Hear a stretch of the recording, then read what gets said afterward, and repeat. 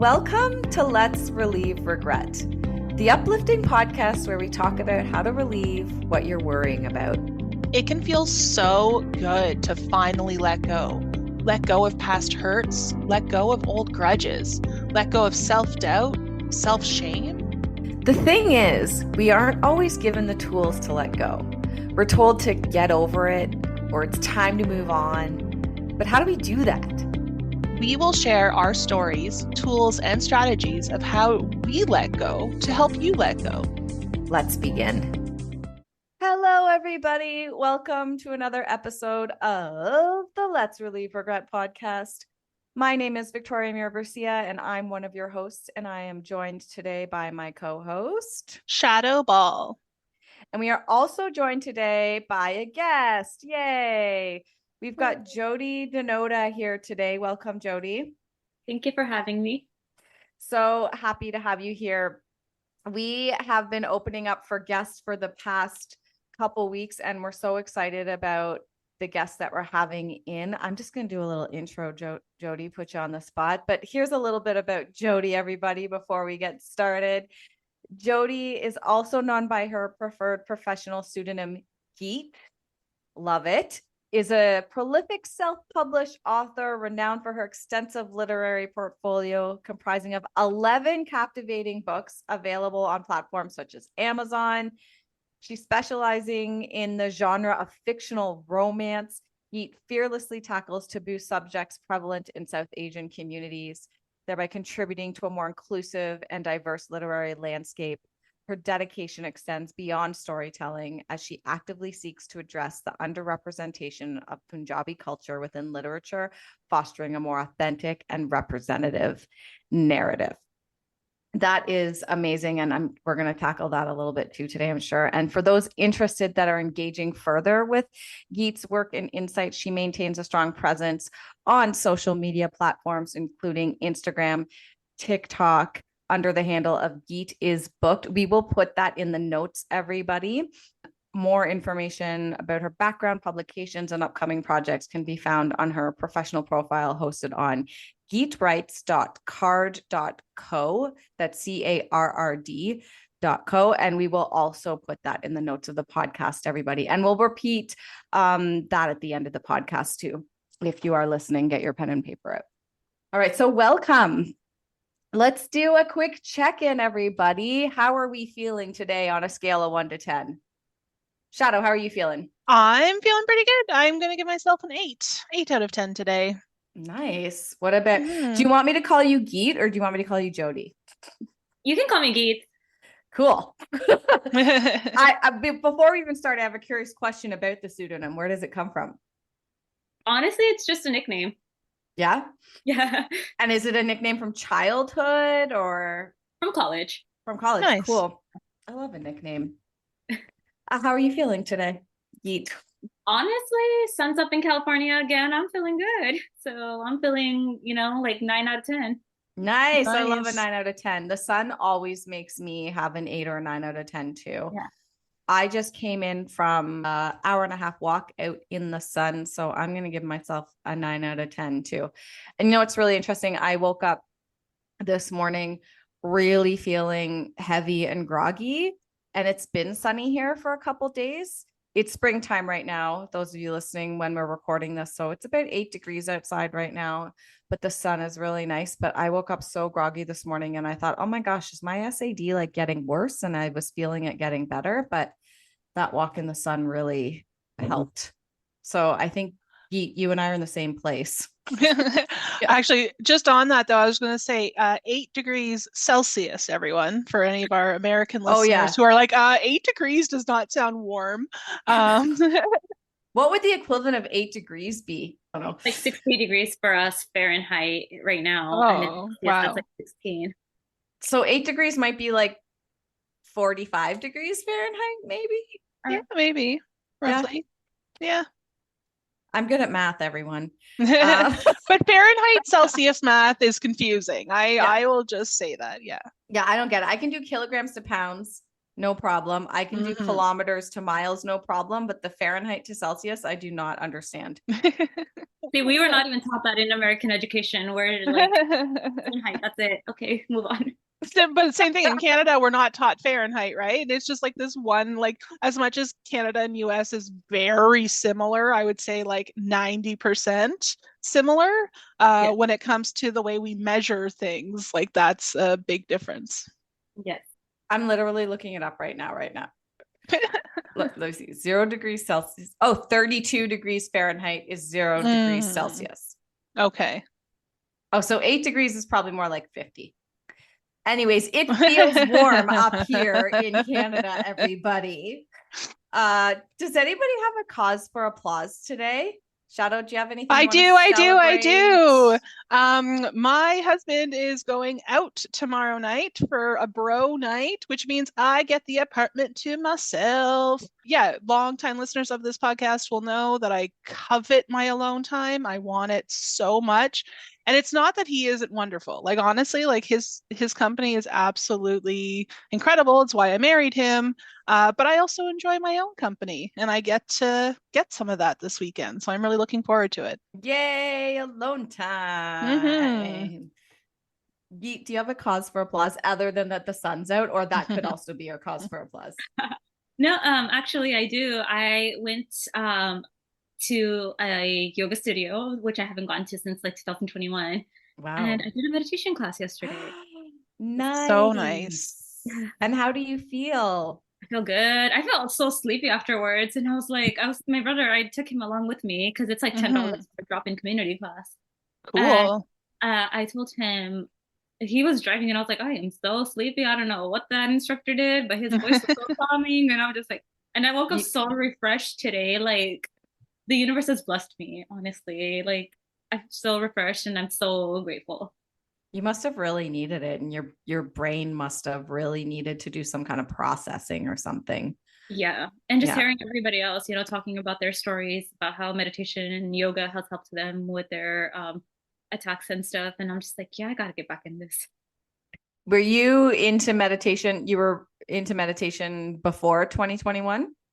No, actually, I started meditating literally like the last week of February. I feel like this year. Wow. Yeah, of this Yeah. year. I used to do meditations like here and there because my therapist would say like do a meditation. I'm like, okay, cool. I even told my therapist too. I'm like, because 2023 was such a bad year for me that I said that 2024, I'm gonna try and make it my healing era. Love it. That's your theme for the year. Kind of, yeah. Yeah. And like I said back right there, happiness is an inside job. Yeah, exactly. Yeah, that's exactly it. I teach a meditation class every Friday night on Zoom, and I guide it. I don't teach it, I guess. Yeah, I guide it. And it's called the letting go of worry meditation. And it's like a guided visualization.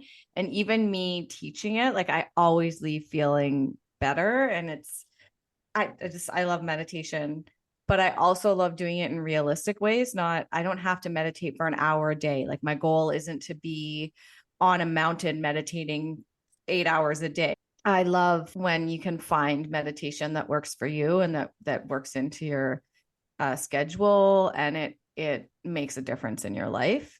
So I just have one more curious question because I love your cause for applause. Was it like a guided meditation? What do you like? Guided meditation, or do you like quiet meditation? What works for you?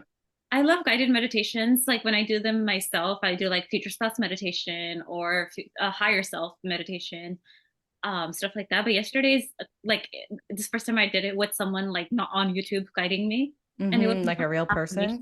Yeah, and it was like the sage meditation. So it's sadness, anger, guilt, embarrassment. So it was more like affirmations that we were doing, 8 of us in the class.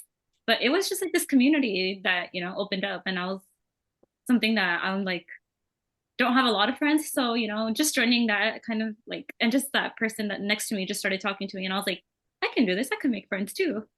Yes, you can. That's a cause for applause right there. Meditation and making friends. Yay for us anxious people or seasonal affective disorder or depression, Right. whatever it is. And I talk about that a lot on the pod. You just need human connection, and it doesn't always need to, that scary thing of like, it has to be deep and it has to be, to get started, you just have to get out of your house and connect to another human being. And something happens in your brain and in your being, right? It could literally just be saying hi to a person on the street and you keep walking, but you just need to start with some kind of human connection. So what an amazing cause for applause. I don't even want to follow that because it's so good.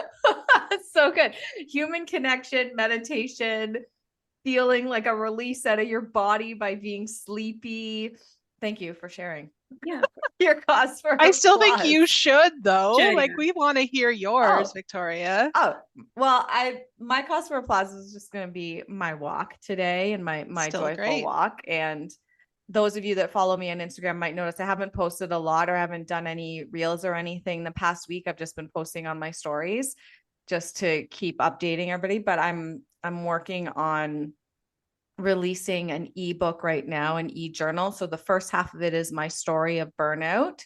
And then the second half of it is a workbook to work through overwhelm, worry, and burnout and anxiety. Almost done. And I'm really excited, and I'm going to release it next week. So you'll start seeing more stuff on Instagram and in my Facebook group, everybody, when I release it. And I think I'm going to be ready to release it next week. So I'm really excited about that. Oh, proud of you. Yay. That's Yeah, great. just really telling my story. And so it's ironic, Geet, that you're on it as a writer, because I'm not a writer, but I'm like, how do I make sure it's not long? Like it's 6 or 7 pages of my story, and then the rest of it's kind of a workbook. But how do I tell my story using lots of words about feeling? Because I want people to feel not alone, to know like, this is what I felt. And when you read something and you're like, I felt that way too. So talking about, like, for example, when I didn't understand what overwhelm was and burnout or anxiety, it's been 10 years ago this May that I had my burnout. So it was in May of 2014 that I had the day where I actually burnt out and I was paralyzed for 8 hours. My body just shut down. My mind shut down. I was paralyzed for 8 hours. And I actually don't remember those 8 hours of the day. And it's really interesting actually, because somebody told me a term the other day that I don't think they knew this term didn't exist 10 years ago, but somebody was telling me, they were explaining to me they had a burnout, and it was the same thing where they kind of paralyzed and they don't remember a couple hours of their day. And it was a burnout from work. And it's called transient global amnesia. And they were explaining it to me, and I was like, that's exactly what happened to me. I was at home. I was taking some time off work because I was overwhelmed, and I was thinking about going back to work the next day because I was supposed to go back to work the next day. And I just was paralyzed for 8 hours on my basement floor. And I called my husband. I was like, I need you to come home. Something's wrong. And that was in the morning. And he didn't come home till the end of work because he was like, you're fine. You're fine. And, which isn't his fault because I had been lying to him that I was fine. But to me, it feels like he came home a minute later, like when I remember it in my mind. And it was like at 5 o'clock, and I had called him at like 9 o'clock in the morning. Yeah. So trying to figure out how to actually put that into words, because I'm not a writer, and so that people will be like, oh, in my overwhelm, I'm afraid people are going to judge me or think I'm weak, or this is what it feels like, so that people can really connect. Because I think the more we share our stories around these things, the more people feel less alone. And that's why we have the podcast too, right? So that we can tell our stories of regret or anxiety or fear or worry or shame, and to know that we all have similar experiences and we're not alone. So that was a little bit of a deep cause for applause, but my cause for applause is I'm experimenting with putting my story on paper in a way that I hope people can relate to, and in a way that I hope that it helps people. And when I release it, I'll let everybody know too. Yay. So great. Right. What was the middle word? Transient global amnesia? Transient. Yeah. Oh, okay. Yeah. So somebody was describing to me their burnout a few weeks ago, and they pretty much described it exactly how I experienced it. They're like, yeah, like my body paralyzed. And then the last thing I kind of remember, I remember being on the floor and thinking like, I can't move. I'm having a massive anxiety attack, because there's a difference between anxiety and panic. I was thinking, oh, this must be an anxiety attack. but I can't move, which is different from an anxiety attack. And then I remember thinking in my head, just like so calmly thinking, well, this is it. I'm snapping. This must be what it's like to go crazy. Oh no. Like just very like calmly in my head. I was like, this must be what it's like. I think I'm snapping. And then I don't remember anything else for the rest of the day. All right, here we go. Well, that's not terrifying at all. No, and somebody else explained that to almost verbatim. And then they were like, and I lost 8 hours of my day. And their doctor had said it was this transient global amnesia. And I'm like, oh, that's really interesting. There's a name for it now. But 10 years ago, anxiety was still very stigmatized. Depression was still very stigmatized. In my workplace, it was still very stigmatized. Right. And we're learning a lot more about things now. And we didn't have names for things that were happening. Right. So anyways, that's my cause for applause is learning. We'll call it learning. It's great. Okay. Are we ready to share, everybody? We've checked in. So. The sun's out. Shadow's gonna go first today. Geet and I are gonna listen, and then you can let us know if you want feedback. So, are you ready, Shadow? Yeah. All right, go for it. All right. I regret the times I let nostalgia trick me into self-doubt. So I spend a lot of time daydreaming. Sometimes it's about the past, sometimes it's about the future, and sometimes the current moment. And lately, I've been feeling a little down regarding how I don't like my neighborhood when I compare it to my old one. So I think it's like really normal for humans to romanticize the past and just think about, oh, it was so much easier back then. But it's not even just the easier part for me. It's the people. Like there's a certain friend that I'm missing a lot lately, and I used to see her all the time when I lived in my old neighborhood. And when I start kind of getting into this thought pattern, I start second guessing why I made the change in the first place. So, for example, in this case, it's why did I even move downtown? Things were great over there. So, the consequence of holding on to this regret is that I allow the nostalgia to put me in a bad mood. I neglect to think about all the good things that have come from this change. For example, while the neighborhood is something that I miss about my old place, the apartment itself is not. I love my current apartment. Even if it's a little bit small, it's pretty great. Like I have amenities, the view's fantastic. There's so many great things about this apartment that I didn't have at my old apartment. Most importantly, I've also met other people that I now cherish.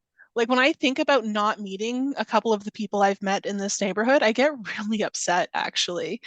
And that makes me grateful about my current circumstances and excited for the future. I have done everything I can with the tools I had at the time, and that's okay. When I'm daydreaming and thinking about the past, that is who I was then, and I need to remind myself that I've grown in so many ways. I'm really aware of the seductive power of nostalgia, and I can choose to indulge in it when I want without letting it take over my entire mood. I'm relieved because I'm now capable of recognizing the good things from my past without wishing I was back there. I am worthy of making new memories each day. Thank you, Shadow.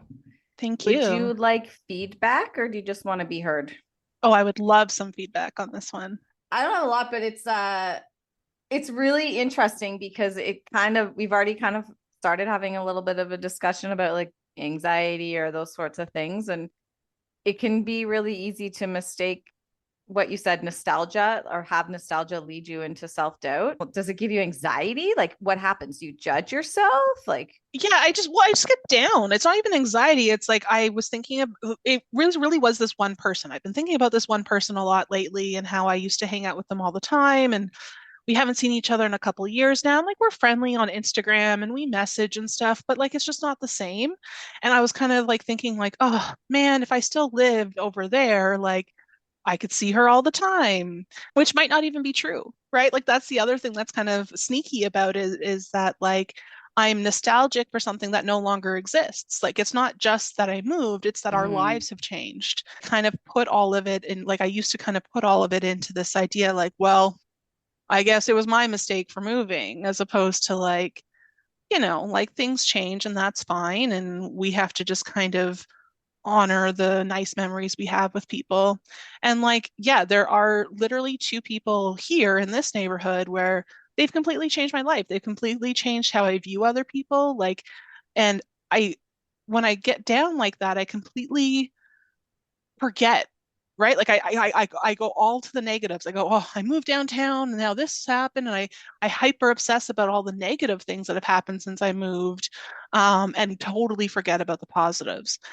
Yeah, it's just it's a habit I'm trying to break out of and just be aware that like when that nostalgia filter comes over my thoughts, I need to, you know, like rein it back in because I can get lost there and then be kind of like sad and sour for a couple days. Okay, and jump in anytime you want, Geet. You can totally cut any of us off.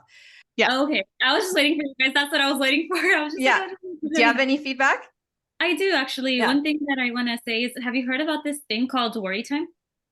Worry time? Yeah, worry time. No, please So expand. I actually didn't know about this either. This was actually my session from therapy literally on Tuesday. Wow. And it's called worry time. Is you literally sit and worry. That's Okay.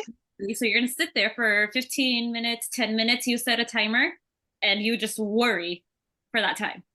Once I that like it. timer goes off, you stop worrying. Even if a thought comes to you, then that's what I've been doing. And I was like, oh, like if I had a thought pop up, and I'm like, I'm sorry, it's not worry time. Go away, thought.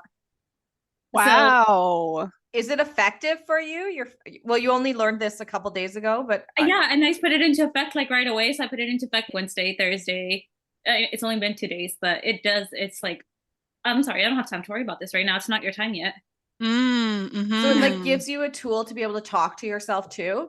So it almost Kind of. like is a tool that leads you into the idea of CBT or cognitive talking or talking to yourself in a rational way, because you're like, yeah, oh, I love that. Cause then you're like, nope, it's not worry time. But it's not worry time yet. Okay, so. brain. That's how I talk to myself. I talk to my brain. I have that same journal. You have the same journal as Geet. She just held it up. We're It's on got the Zoom, gold everybody. edges, right? Yes. Yeah, Peter Popper Press. I've talked about Peter Popper Press before. I really like their stuff. That's awesome. You guys have the same journal. Yeah, I actually do like therapy notes because when I write my books and stuff, I write bits and parts of myself, like how you were saying. So my debut novel, like The Chaos Within Us, it's actually the uncle aspect of the story. Like what Neeti goes through is actually based off my story. Other than That's that, so cool. But I think that makes writing more authentic, right? When people, I think most writers do that, or a lot do. Like there's little pieces of themselves, or not themselves, but like people in their lives or things like that too. But so when you do worry time, do you write it down, or you just let your mind wander and worry and go to that place? She said that like it's basically telling yourself, I'm not willing to worry, stress, etc. all day. You set a timer for 15 to 20 minutes. And when that alarm goes off, you stop worrying. Because you can't do that all day, you know, it's only gonna lead to more and stuff. It helps with anxiety, and it's gonna take practice, you know, obviously. So yeah, well, that's what I was gonna say. Can you stop worrying if you give yourself 15 minutes? How hard is it to stop worrying when the timer goes off? Or that's definitely kind of like a muscle that you need to build, or like a process that you need to practice. And the more you do it, the easier it'll be to stop the worrying. Yeah. Yeah.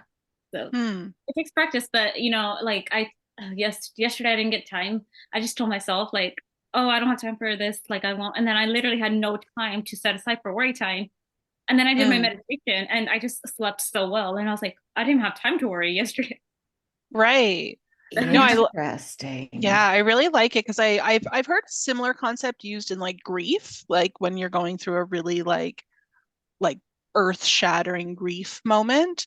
You can't just do it the whole time you're awake. Like you have to still be able to live. I've never thought about it in this way where it's like, you know, like I tend to, when I do kind of get into this kind of stuff, like I tend to get myself into a bad mood. And then I just stay there. Like I just love it. I'm just like, oh no, I'm sad and I'm gonna be sad until I feel better.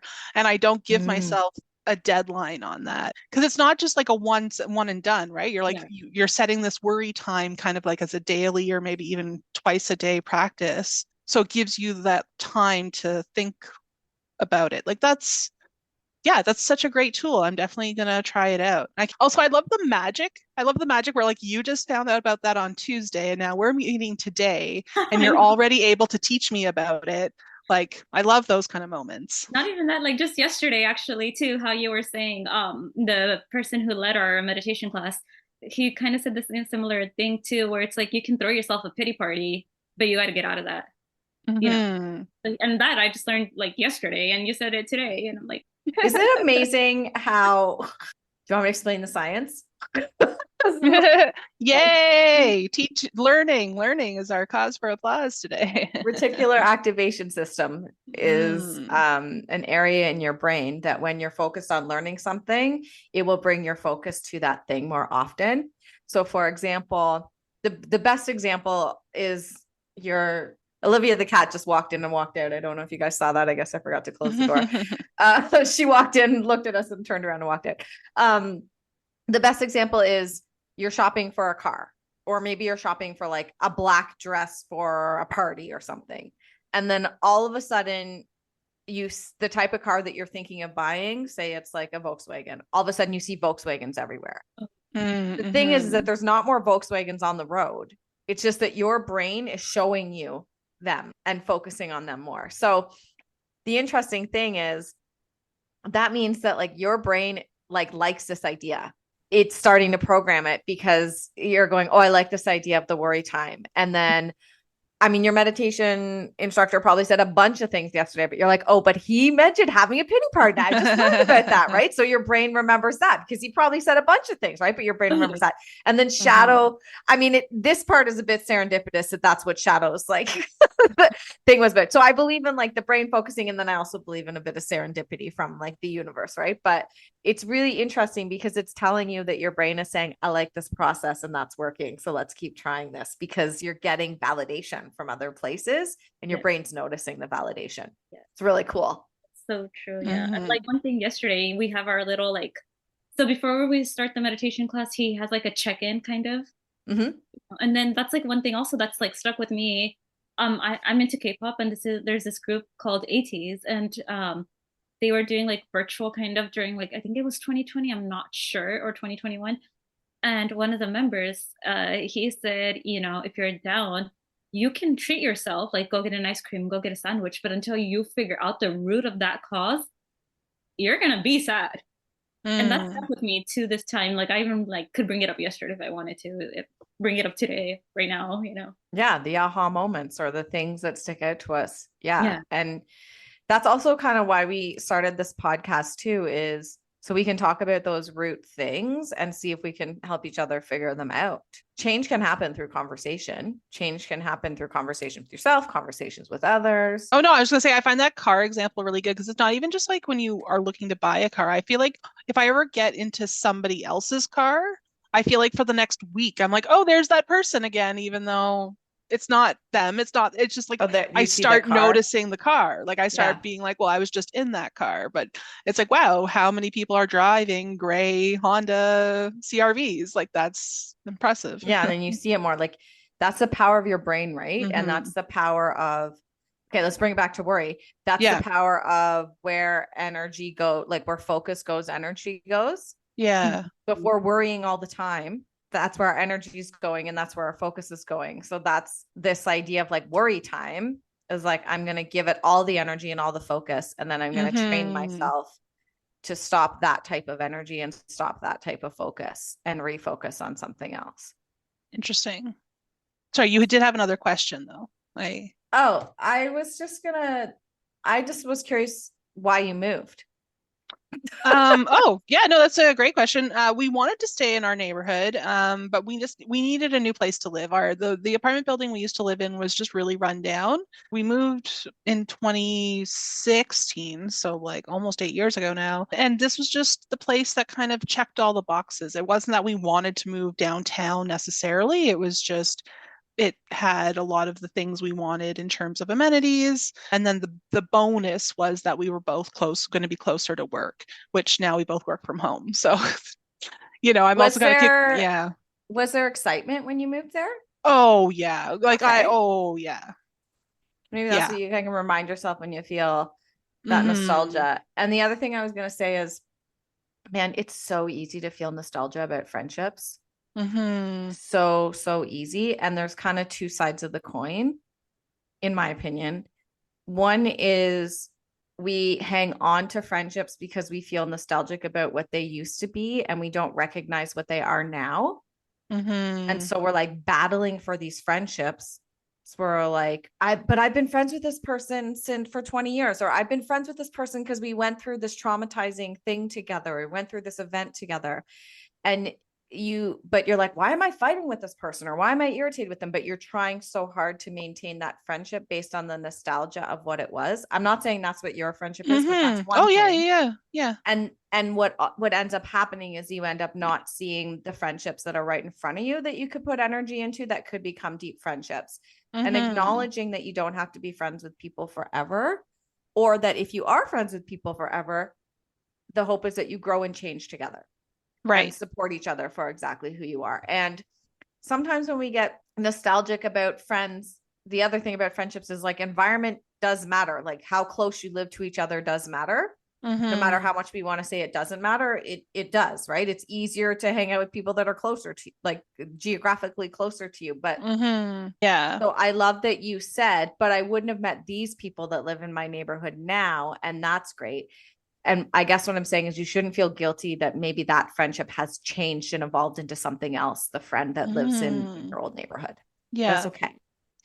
Oh yeah, and I appreciate that. And it was just one example. Like it was just again one of those things where like I noticed I was slipping into a lot of nostalgia lately, and then this was like a really concrete example of like, okay, this is why I regret doing that because like I'm thinking about this person and I'm getting all weird about it. So no, I appreciate that. So for me, it's just like the regret is more in like I want to release I guess leaning on nostalgia because it's not like it's not like we get Mm. nostalgic to hurt ourselves. We get No. nostalgic as an escape. And so like I guess I my regret is kind of using it as like a maladaptive coping mechanism. So are you saying that you want to release nostalgia in order to be able to feel the same feelings you get from nostalgia in the present moment? More I want to release nostalgia coloring the whole experience. Like I want to Okay. release nostalgia as like because I still want to use it from time to time. I just don't want it to I don't want it to become everything. Mm-hmm.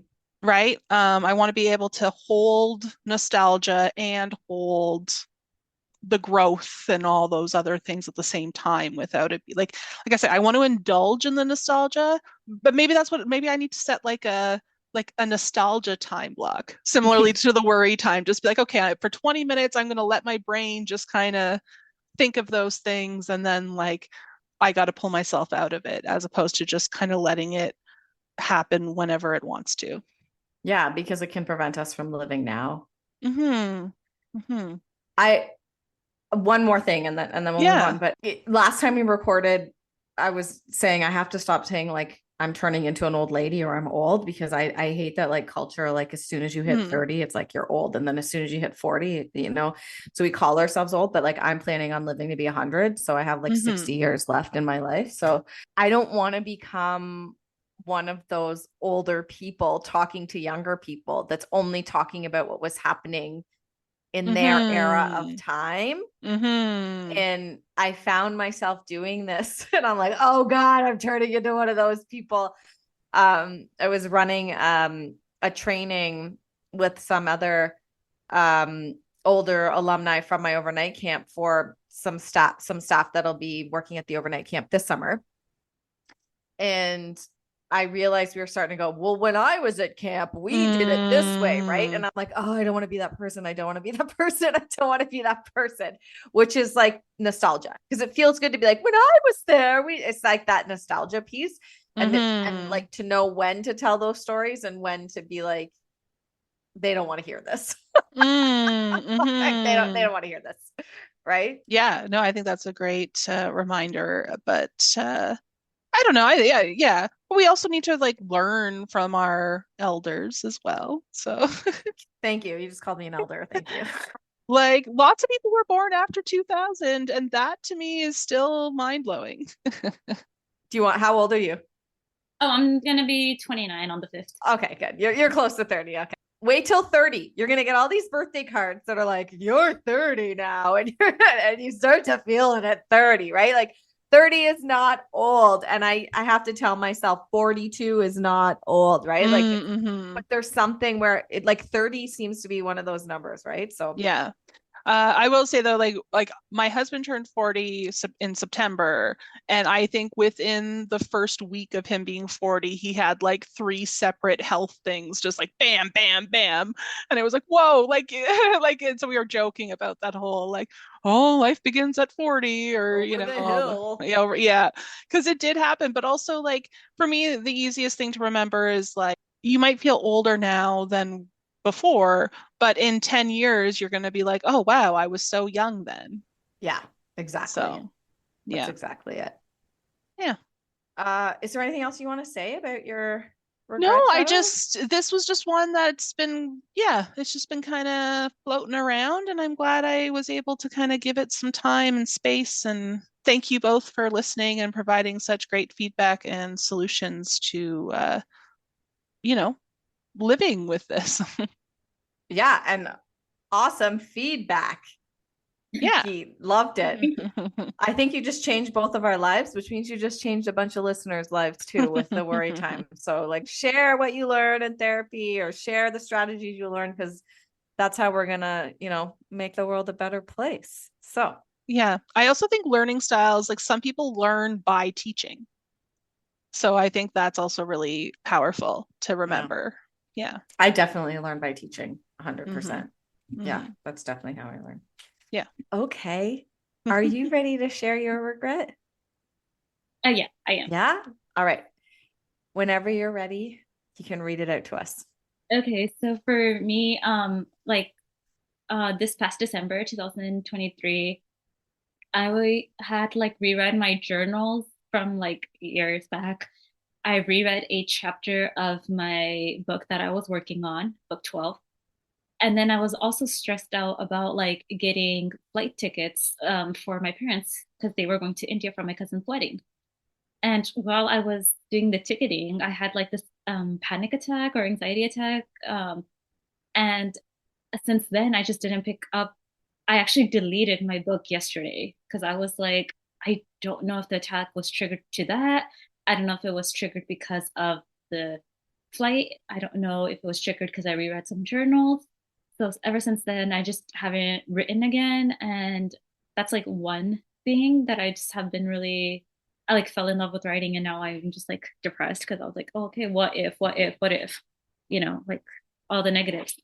And then the other thing, how I was gonna say this actually before we mentioned age and stuff too, but is that I'm gonna be 29 April 5th, and I just feel like I really haven't done anything in my life, which is crazy to think about because I got my master's, I wrote 11 books, but I still feel like I don't have a job that I like love doing or anything like that. I'm still like single. I know I'm going to manifest the right person at the right time, so I'm not worried about that. But it's just like, you seeing everybody that you went to high school with have like kids and stuff now. And it's just like, oh my God, I'm going to be 29. Where's my life? Like, what's happening? So, yeah.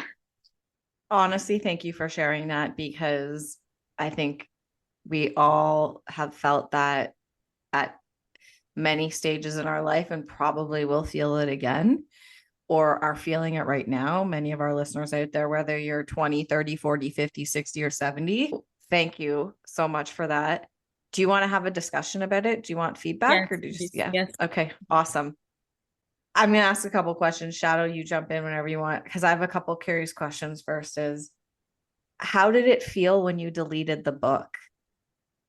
Yesterday, Yeah. you know what? I actually felt okay, which is weird because for the longest time I was like, man, I'm never gonna be able to write. But then yesterday I was just like, I just deleted it. And then I brought it up during like our check-in. And, they said like maybe that book wasn't gonna be like a hit, or maybe it just wasn't what you wanted to write. And then when I thought about that, when I came home after the class, I actually felt okay with it being deleted. But also, I was like, well, what if I did this instead? you know. And when you played the what if game, Yeah. is it all negative stuff that comes to Mostly, you? mostly. And that's what my therapist and I talked about too. She's like, well, what if the earth just opened one day? What if the sky fell down? Like there's like, we can go like 10 years on what ifs. You know? And we can play the what if game, but we can play the what's the best thing that could happen. Yeah. Like, what if I write a better book? Exactly. Yeah. What if these characters evolve into something else? Or what? I mean, have you ever heard this stat that people change their career between, Shadoe, you might know the stat better than me, but I think people change their career between 3 and 7 times in their lifetime. Yeah, I've heard that. So you have like I'm using a book analogy, but you have chapters, right? Like you Yeah. have chapters in your life, and it's okay if you were a writer for a while and maybe you're not a writer for a while and then you are a writer for a while. And how much of your identity or your self-worth or self-confidence is attached to the idea of being a writer? I know that's a really hard, you don't have to answer if you don't want to, but that's a loaded one, but yeah. Actually right now a lot, because if you Google my name, like author pops up right under it. Mm-hmm. So now it's like, oh, okay, so that's, like I'm actually thinking it's crazy to even think like my occupation pops up under Google now. That's crazy to think about. But your occupation isn't who you are, right? But I mean, in society, we mistake our occupation as our identity. I really feel you because there's like 2 things that I've gone through in my life that are similar. One is I had this awesome job that I loved. I loved my job. I was a caseworker and I loved it. I was a recreational caseworker, recreationist. I loved it. I loved it so much. And I had this burnout from it. And I thought that I was going to be a recreational caseworker for the rest of my life or a recreationist for the rest of my life. And it was like Victoria Mirror recreation. I learned that that's not who I am, right? Like who I am is how I treat people. Who I am is how I feel about myself. Who I am is these things, but it can be really hard to let go of that thing if we need to, or sometimes almost when we let go of it, we have the freedom to discover more. So maybe if you let go of the identity of writer is who I am, you might write with more freedom, like enjoy. Do you still, okay, here's my other question. Then Shadoe, you can jump in. Do you still find writing joyful? Like, does it still make you happy and joyful? Yeah, like writing is my escape from a lot of things. And I actually talk about this in a lot of other podcasts too, but writing is my way of healing. Mm-hmm. A lot of my books, like how you mentioned in the intro, like cover topics considered taboo in South Asian cultures. But I also put things that I've learned from therapy into my books as well, and tackling subjects that like a lot of people didn't know about, like endometriosis, fibroids, even in that world. I try to do as much as I can, like Contracted Together. I thought after my 4th book, Beautiful Mistake, that I was just done writing. But then Contracted Together happened because my sister, I'm the eldest, by the way, like my dad's side, the cousins, and I am the eldest. So I feel that pressure on me too, which is why I also said, like, I'm going to be 29 and what have I done, Have you had a fibroid journey? I haven't, but I know someone who had a cyst that ruptured and we didn't know what was going on, just got her period and she was in a lot of pain. And I was like, wait, I'm like, if we didn't know there's going to be other people that don't know this. So I put it in my books. Amazing. Yeah. So, and then like endometriosis, all that stuff, like I didn't even know cyst rupture, what that was, because we're not taught that. Totally correct me if I'm asking like an ignorant question or something, but is it like in your culture, you just don't talk about like women's health? Periods and stuff. Like, I guess when I first got my period, if I didn't have like health class, I would have not even known. I would have just been like, oh my God, I'm bleeding out. And then somebody would have told you at the time, like a parent would say, oh, this is your period, it happens once a month, but you don't learn about it before it happens, kind of thing. Yeah, basically. Yeah, but I mean, it's like changing the narrative now. Like our generation is changing a lot of things. Like I'm really proud of what our generation wants to do. I've seen like the changes and like all the stuff that's like, we're not doing this. Like we're gonna be we're not gonna be that type of parent. We're not doing anything like that, Talk about what needs to be talked about, basically. I think you're amazing. I think you kind of answered a little bit of your question there too. Like writing is healing, and then like using your voice to help others heal, right? So it's not that your identity is that you're a writer. Your identity is that you're opening doors and sharing. And maybe you do that through writing, and maybe you need to take a break through writing, and maybe you do it through being guests on people's podcasts and talking about it or whatever it is, right? Yeah, that's what I've been doing. So I look and that's forward okay. to starting book 12 all over again. And, that's why I felt, I was like, maybe it did need to be deleted, Yeah. maybe that book wasn't going to be anything. And funny enough, when I was coming from the meditation yesterday, I was like, what if this is the book that gets picked up by a publisher? What if this is the book on TikTok? What if this is the book that Netflix or Hulu wants to pick up? You had a what is the best case scenario? Like what is the best case instead of wow, this is like listen, you're sharing your journey with us actually in the real time that it's happening. And this is like, yeah, it was yesterday, really literally. Cool.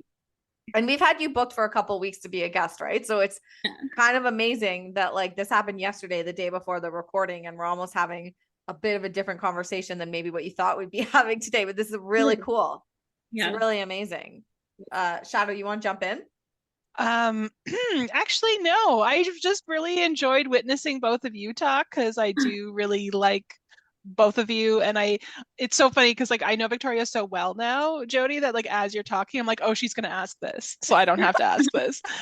Because I also wanted to like literally go on the what if journey with you. Like, what if you write 30 books? Like, what if you become like such a sensation that people are like, oh, you have to read Geet's books, like, but also like that can also be a lot of pressure. So like, but it's still fun to daydream about it. And I really liked your like suggestions of like, what if Netflix picks it up? Yeah, what if? Like, wouldn't that just be amazing? Wouldn't that just be so great? Well, yeah, I just want to thank you. I think, I guess something I do want to ask is there something you want to specifically release today that would have you excited to get back to book 12? Last night I was actually like thinking of ideas, so I kind of put something down, and sticking to the culture aspect of it, I decided to delete like that what I was going with, to have now the main female character is gonna be like this henna artist kind of. Cool. With like the cultural aspect of things. And I was like, you know what, I'm gonna go ahead and go through with just keeping my culture and keeping South Asian culture in that too. Oh, that's so great. Did you find the book that you deleted, you weren't leaning into your culture as much? No, it was but it was just like at that time, like even if I try to go back, I was like, where am I even going with this book, so going back, that's always the question. It was like, what am I going to do? Like, where are we? Because I don't have a background in English. It's just like I started writing in 2022 May. As it was mentioned earlier, like you probably read a character or something, and that was for me. I don't know if you guys are into reading and stuff, but I love reading. I'm in a book club. I talk about it all the time. I love reading. I don't know if you guys have heard of the ACOTAR series. Yeah, The Last Airbender. No, not Avatar. ACOTAR.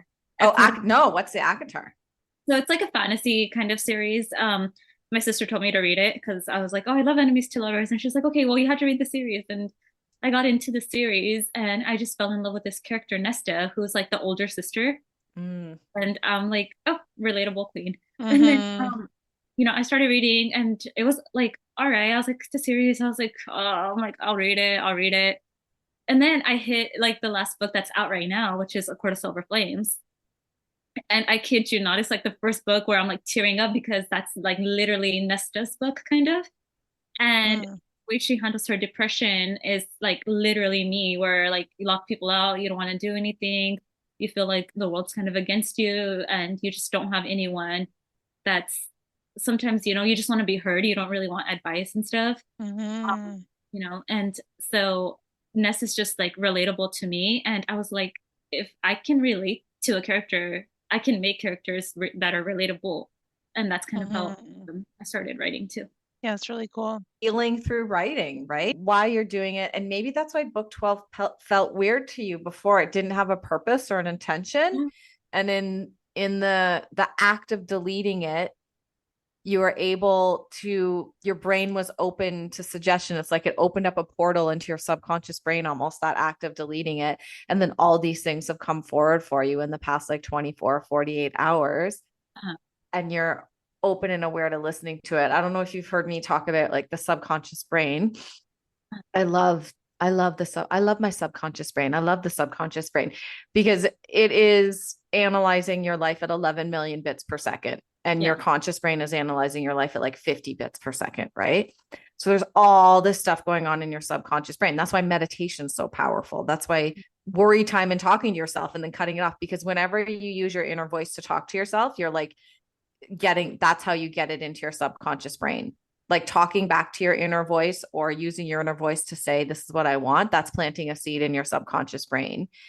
And there's things we can do outside of talking to ourselves, like specific acts. And that act of deleting the book almost talked to the subconscious brain and said, I'm not going to be tied to this. I'm open. And the subconscious brain's like, well, I have all these ideas for you back here that I haven't been able to bring forth to your conscious brain, but now you're open.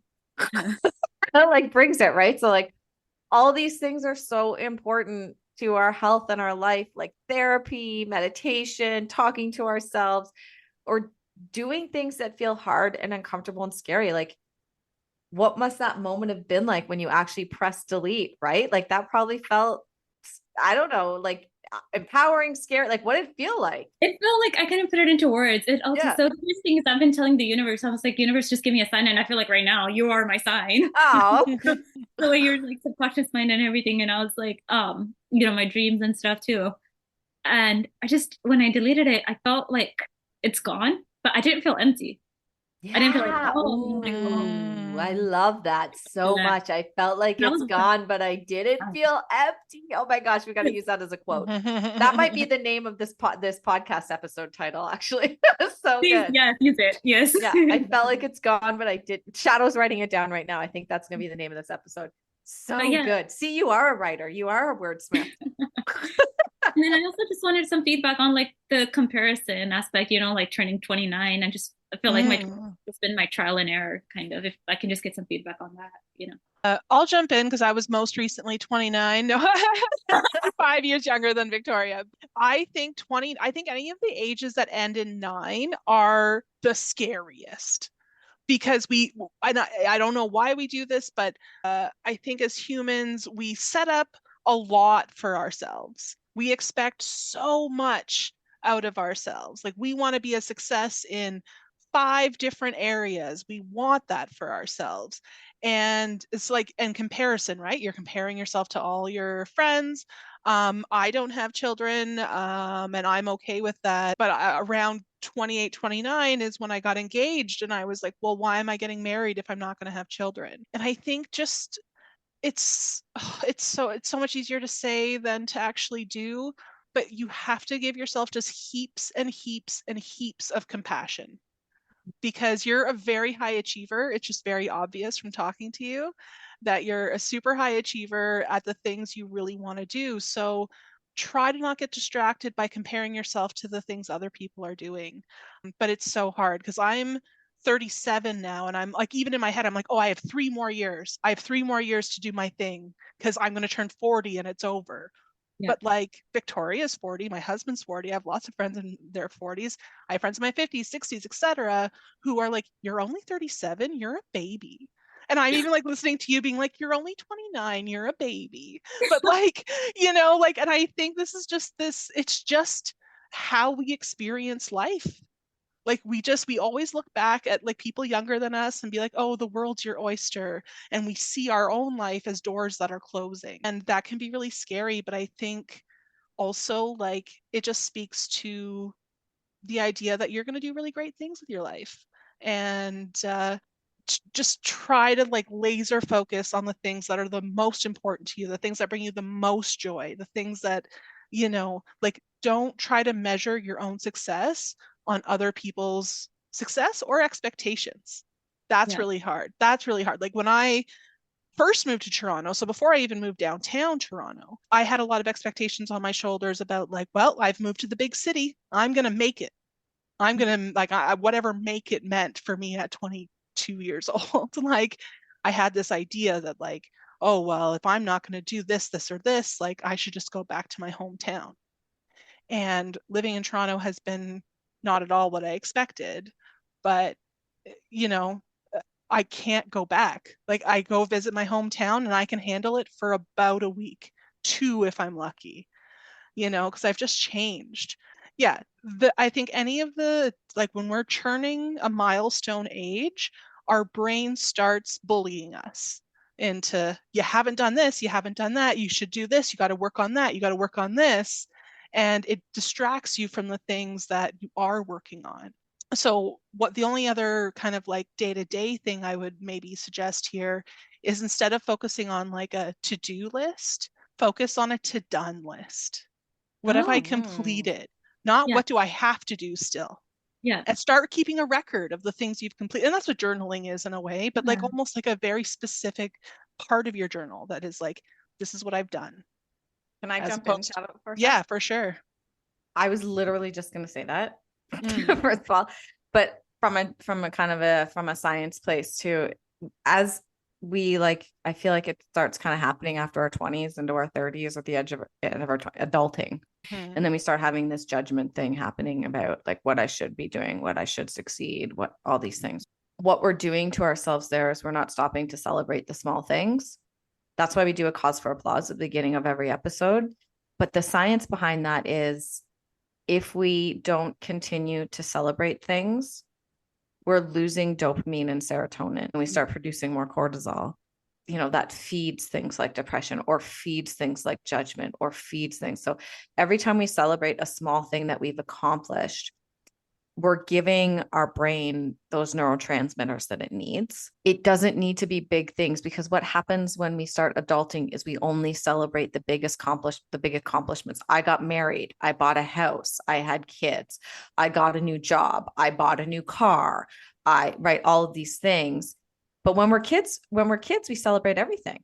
I saw a frog. I saw a frog. Yeah, great. I saw a frog. Yay, I saw a Yeah. frog, right? And we lose the ability to do that, and we get into a place of judgment of self and judgment of others.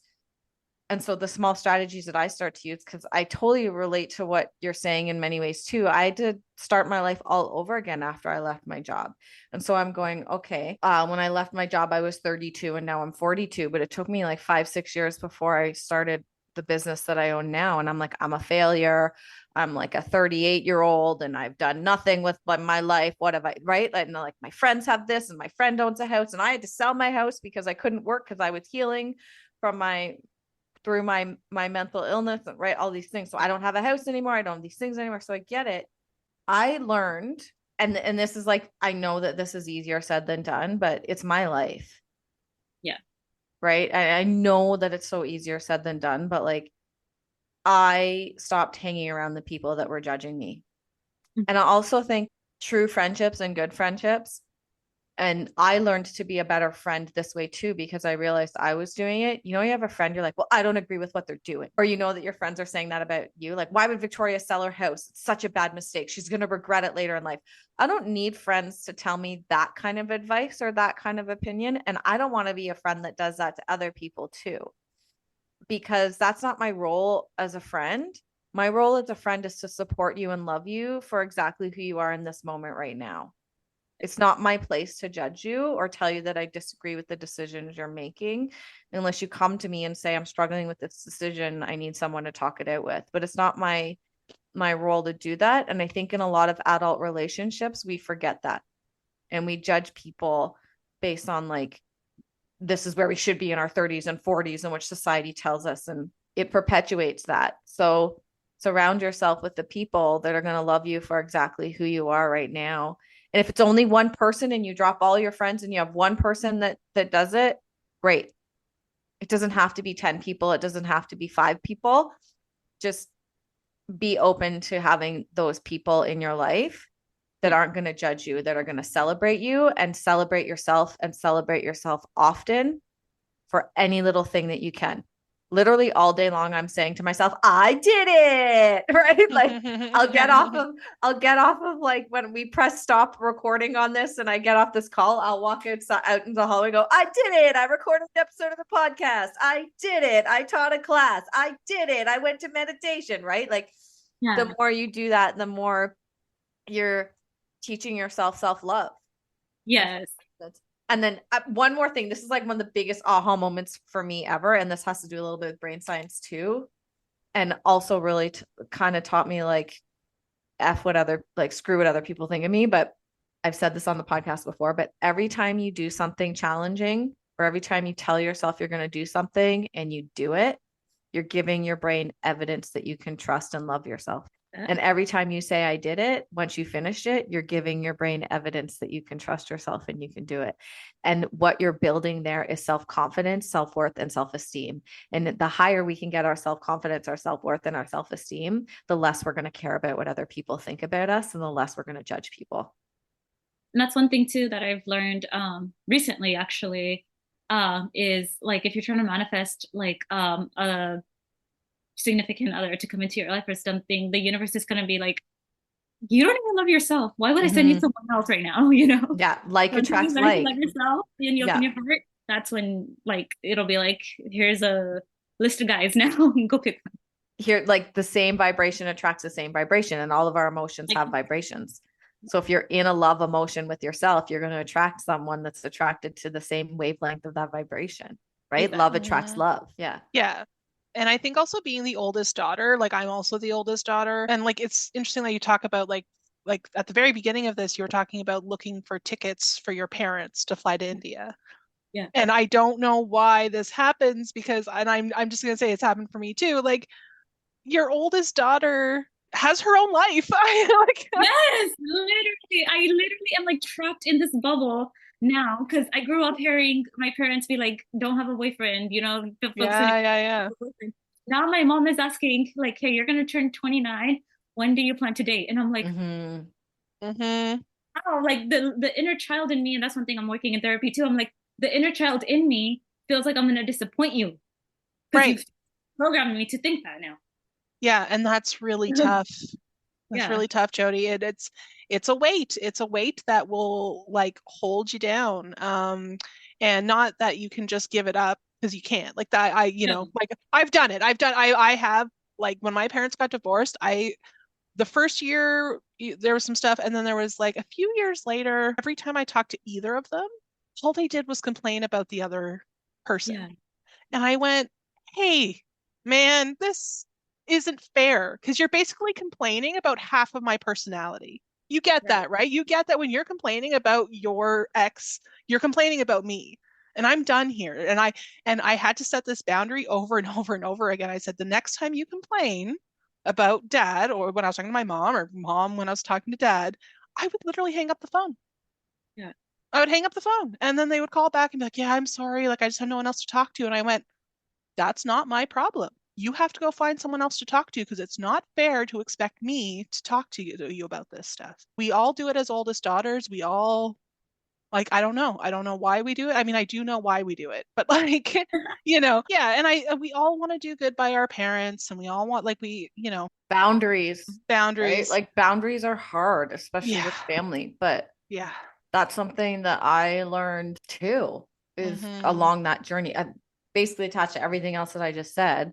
Once I started building up like my self-confidence and self-love, I realized that it was okay to set boundaries too. And I know it's easier said than done. And I know it's easier said than done in some cultures than other cultures. So I don't want to stick my foot in my mouth, but I come from a culture where my parents were like, you're out of the door at 18, have a good life. Right. So like, they're like, we got this, right? We don't want your help basically. So I know that there's like many different ways that families work intergenerationally, or I was having a discussion with someone once who was like an empath, and I'm an empath. So like a highly sensitive person, right? You can read people's energies and feel people's feelings.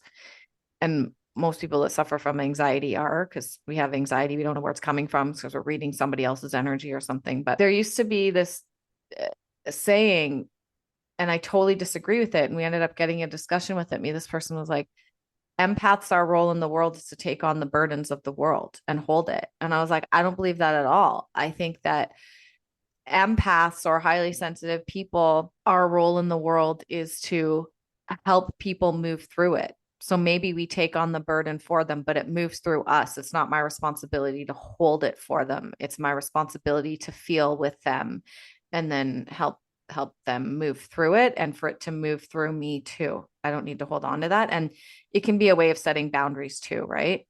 Like I can help my parents with this, or I can help my friend with this, but I can only help with this much. This is how much energy I'm willing to give. And then I'm going to say, no, I don't have any more energy for this right now. Yeah. After I had that attack while getting the tickets, after that, I told my mom, like, I'm not doing this. Like, so then my brother, my sister, they took it on. Good. Yeah. See, delegating, because sometimes we feel like I have to do it, especially as the oldest. I'm the middle, so I don't feel that way. But like you guys are the oldest, or like we feel that way in the workplace, or we feel that in groups of friends. People have their roles, and I definitely have roles in my family too. Like often we tell ourselves too, like if I don't do it, nobody else will.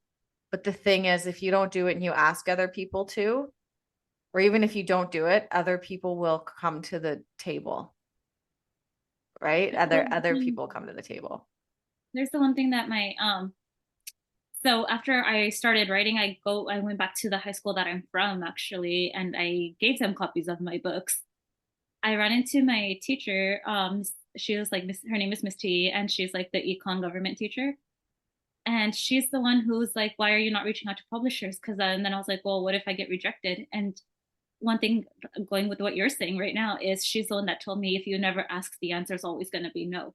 Yes. Right. Yeah, exactly. If you never ask for people to help you, you're never going to get the help. And then you're going to be taking on the burdens of the world. Right.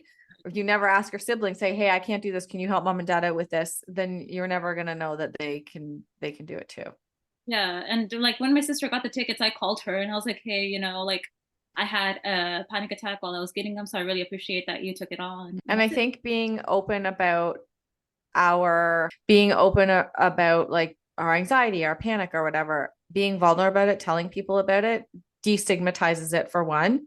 Because when I developed it 10 years ago, like we did not talk about it. We didn't talk about anxiety. We didn't, but also just being thankful when people help us with it, because a lot of times when people don't have depression or anxiety or PTSD or ADHD or whatever it is, like when we ask them to do something to help us and they help us, like I think what you did is great, because now your sister's probably going to be more willing to help you too in the future too. And you're like, that really helped me because I had a panic attack, and you doing that actually really helped me. So a lot of times people don't know how to help us, and they think they're helping us when they're minimizing.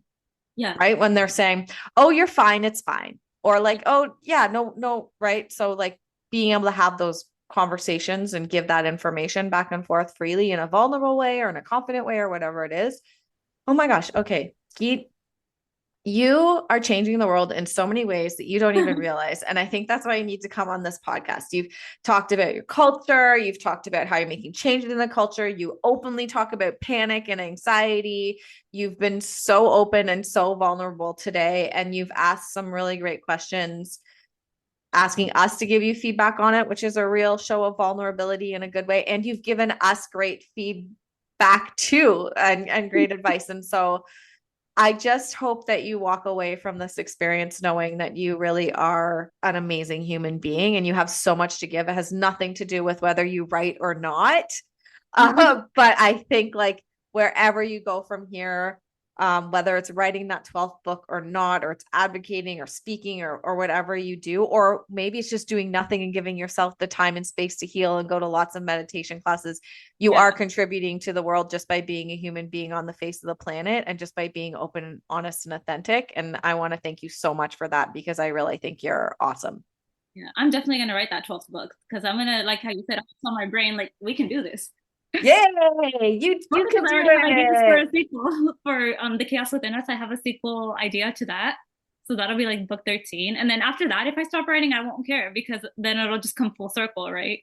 With my debut. And what if you hadn't pressed delete yesterday, right? Exactly. And you press delete and look what's happening, right? I want to thank you so much for coming on the podcast, and so much for being open and having a really great conversation with us today. And I'm going to ask you to repeat for all of our listeners, where can they find your books?